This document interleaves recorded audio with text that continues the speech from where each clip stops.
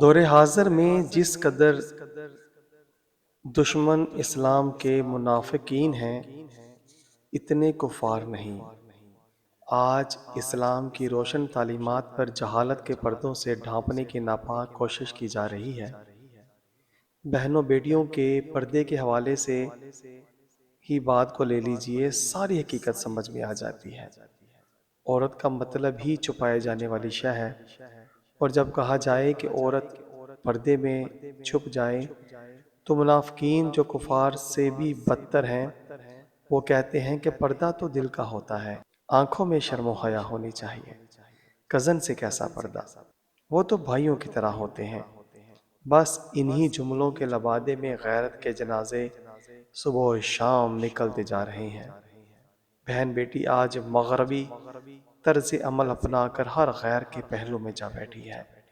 طاغوتی طاقتوں نے اپنے نظام کے محافظوں کے ذریعے مسلمانوں کی عزتوں کو نیلام کر دیا ہے۔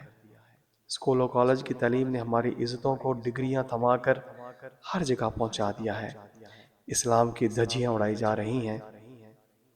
اللہ کریم ہمیں اس پرفتن دور میں اپنے ایمان کی، اپنے دین اسلام کی، شرم و حیا کی، غیرت کی حفاظت کرنے کی توفیق عطا فرمائے۔